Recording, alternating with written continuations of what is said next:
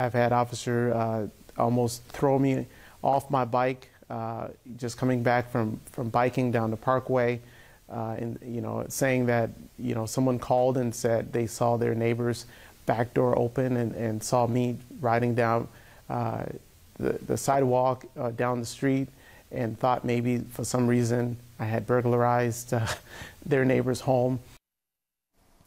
Let me bring in Sondra Samuels. She runs the Northside Achievement Zone. It's a nonprofit working with thousands of families in the most underserved communities in Minneapolis, and her office is just a few miles away from where Daunte Wright was shot by police. Sondra, thank you for being with us, especially on a week like this. Oh, you're welcome, Poppy. Great to be here.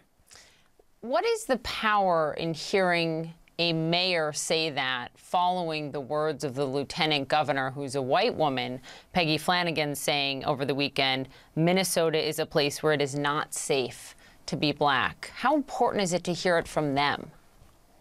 So, truth crushed to earth will rise again. Poppy, is so important that we tell the truth right now around the real reality in Minnesota, in Minneapolis, in Brooklyn Center, in Gary, Indiana, in New York. And, we are a microcosm, so to speak, of what's going on all over our country. So it's powerful to have an elected official share his experience, and our lieutenant governor. And I think, of course, the obvious question is, well, what are you going to do about it? And I don't mean you. You're already doing so much about it. But I mean action by those elected officials. I mean, you've talked about feeling helpless as an adult, feeling like you can't protect the children of your community. And you said this last year that struck me. You said, thank you, George Floyd. Thank you for giving us the opportunity to see ourselves and to wake up. Yeah. Yeah, Poppy, if the question is what should be done, I am hoping that we use this moment to not scapegoat police. And what I mean by that, Poppy, is police have got to stop killing black people.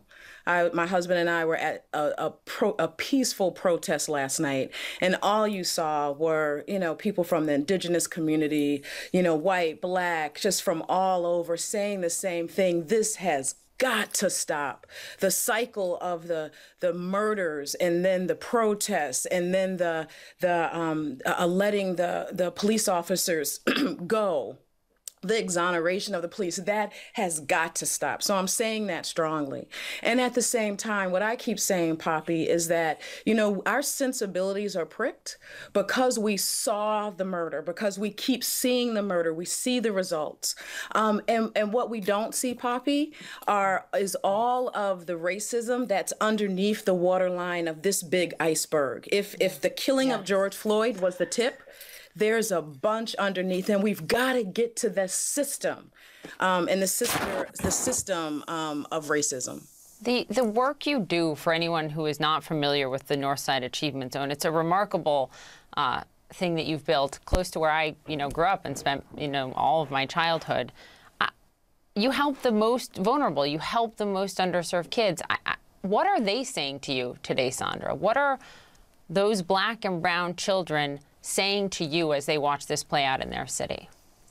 Poppy, we used to have a youth group called Northside Youth Stand Up, and we had a whole movement called Don't Shoot, I Want to Live. And it was both in terms of the police as well as the community violence that happens in addition. And that is something, again, and Poppy, there's all kind of social, structural, racist reasons for it happening. But the main thing is that our children are the ones who are suffering the most. So either they are killed by a police officer, or they're killed by, especially if you're in a low-income community, someone from the community. And in fact, this year, Poppy, we have, so what I'm trying to say is they're dealing with trauma all the way around, and they're looking to the adults to protect them. And it's something we've all failed to do. Yeah, we failed, and we owe it to every single one of them.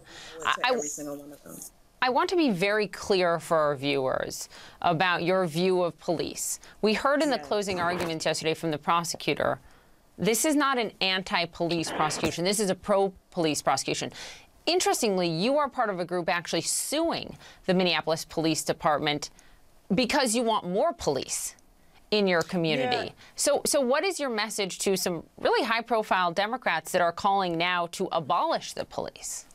Yeah. So it's a naive approach, Poppy. We have got to change the system of policing. And Poppy, we've got to also change the system of education. And we've got to change the system of housing and banking and lending and jobs. I mean, the disparities in this state and around the country are ginormous. And what we're saying is, I live in a community that is disproportionately African American. On Thursday, right before Dante was murdered, a 16-year-old got shot in front of my office, Poppy. Yesterday, one of our partners in early childhood, because we do wraparound support for families, said a 15-year-old got shot in front of her business. I live in this community of North Minneapolis. I have neighbors who are moving, who can move because they can't take it anymore. A woman was murdered and her baby, she was pregnant, at George Floyd Square last year. Her baby survived about 5 weeks. I mean, businesses, Black businesses, Poppy, are begging for more protection because they are losing their livelihoods. I mean, this is part of the thing that we're demonstrating for racial justice, so that we can live and so that we can live well. And to just simply say, let's dismantle the police without dismantling the structures that hold up the Chauvins of the world is disingenuous at best and evil at worst. And so, Poppy, what we're trying to say, because we've lost about 200 to 250 police officers across the city. And you know where everyone's dying? We've had 21 homicides this year. 85% of those homicides are African American men, and 83% of them have happened right here in my neighborhood. And so we need the system to change. Cops have to be held accountable, to change our arbitration rules, to make sure that we put systems in place so that it doesn't happen again, and so that we have good cops who can work alongside mental health workers and social workers when that's called for. But Poppy, we have to do both and. We have to be able to chew gum and walk, and simply saying to them doesn't work. Sondra Samuels, thank you. Minneapolis is lucky to have you. I'm glad you were here with us this morning.